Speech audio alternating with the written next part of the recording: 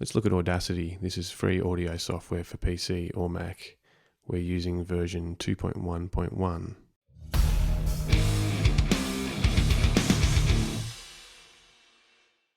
So before we record any audio, we need to check that our routing is set up properly. I have my microphone plugged into input 1 of a Duet USB interface. You could possibly plug a microphone straight into a computer that connects with USB or the audio input on your computer.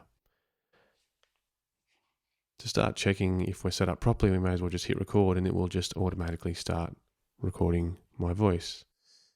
We can see there it's represented by the waveform here. But because we are recording stereo, we have recorded through input 1, which is going to put it on the left side. So you can see we've got this wasted space on the right hand side, and to play it back, we start recording my voice. We can hear that it's only on the left at the moment. So we need to change this setting here to mono, and now if I record, I'll mute this one I've just recorded, we can see that I have a mono track which will play back in both speakers. To change my input device settings, I need to either select from here. If we need to go into more detail, we do have our preferences option here, which is where you'll find some of the more detailed settings in Audacity. I'm all good to go. I can record anything with my voice, and we would now be ready to delete these tracks and set up our session properly. Before we start recording our song, we need to decide on our tempo and time signature. To keep us in time with everything else later, we're going to need to generate a click track. We have options here for obviously the speed, the tempo of the music, the time signature. I'll leave the number of measures for just 32 for now. We do have options for other sounds and to fine tune those as well. I'll leave those as default, and Audacity will generate a new track with clicks on it. So now we have our click track in the session, which sounds like this. And that may be a little loud for us, so I'll turn that down with the gain slider here. And now we should be right to record some audio. I have my guitar plugged straight into input 1 of the interface now. So if I hit record and play some chords.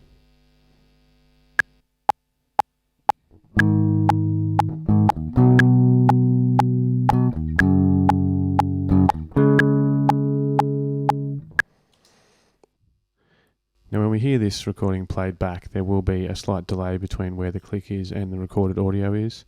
This is a latency problem that's in Audacity that we'll need to work around. It's free software, what can you say? So here we have our 2 bits lead in.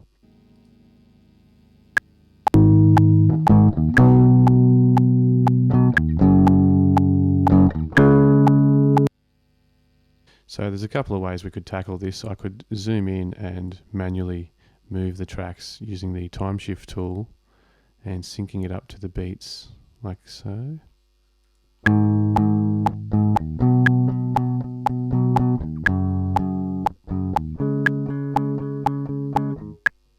But really, if we're going to record all our tracks separately without needing to hear the other parts, we can leave it as is, and I'll actually undo that movement there, mute the previously recorded track, and now use my click track as the main metronome again.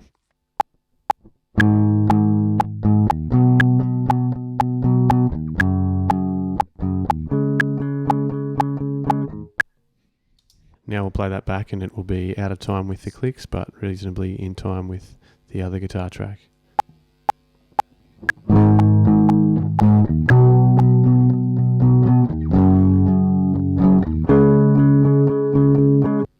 Audacity also offers lots of tools for us to improve the sound of our recordings. I'll make sure I've got my selection tool selected up here, and I will highlight the audio which I wish to change. Now if I go to my Effect tab here, and I've got lots of different tools which can change the sound. I'll try the phaser because it's an obvious sounding one. We can preview it here.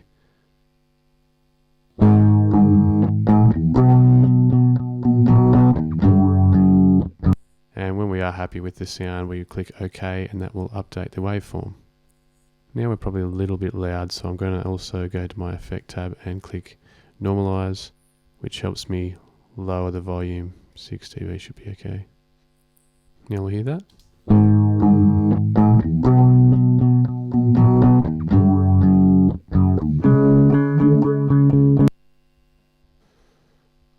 And now we can also start to play around with the stereo field. I'll push one guitar all the way to the left, the other all the way to the right.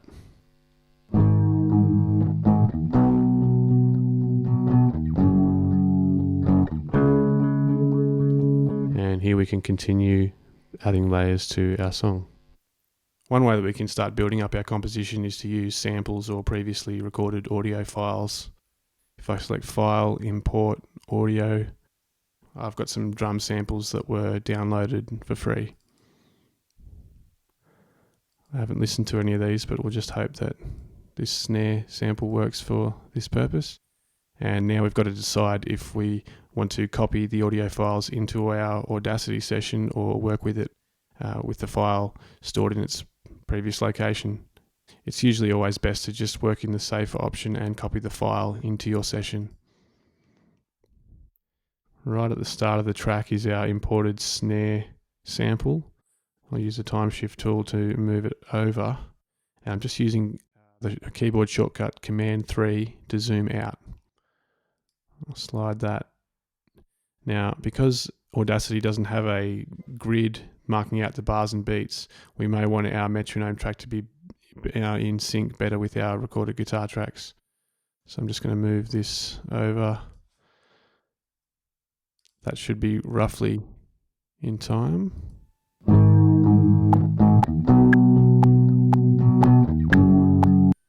Okay, and now we'll use that to start placing our snare sample.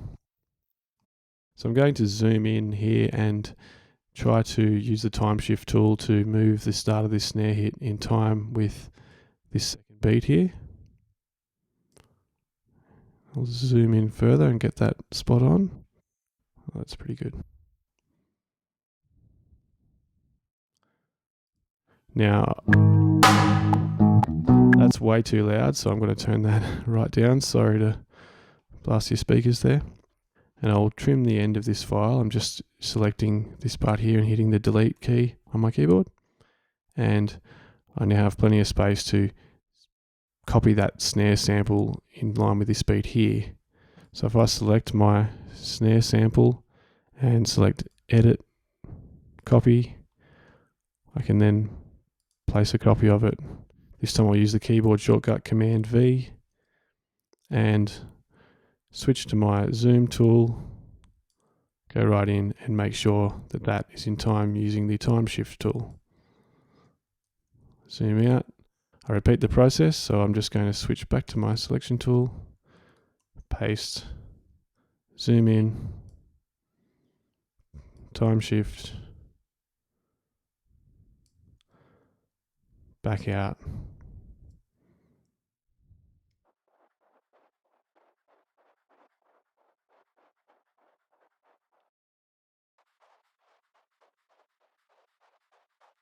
So now that I have my 8 snare hits in place and I've turned down the volume of the sample, we can hear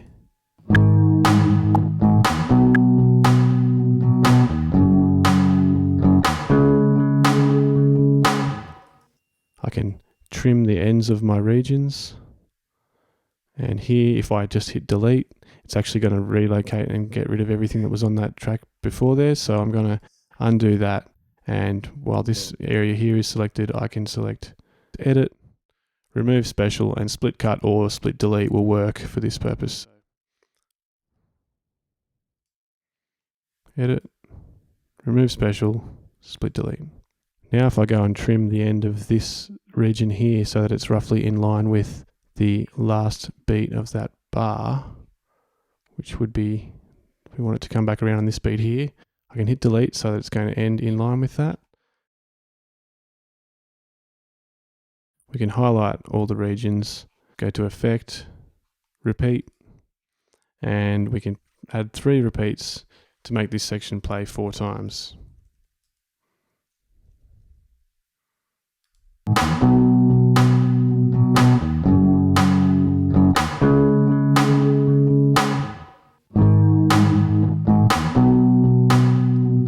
comes back around was quite sloppy. I'll just go in, select the part that puts it out of time,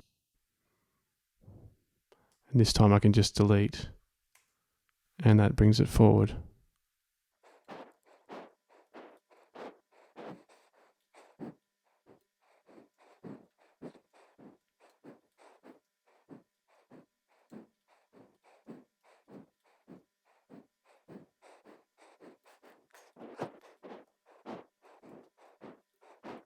Now our loop should come back around in time with the beat.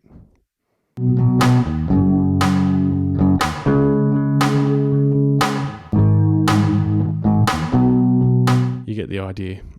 So now, of course, we want to save our file, just selecting Save Project As and storing it wherever we like.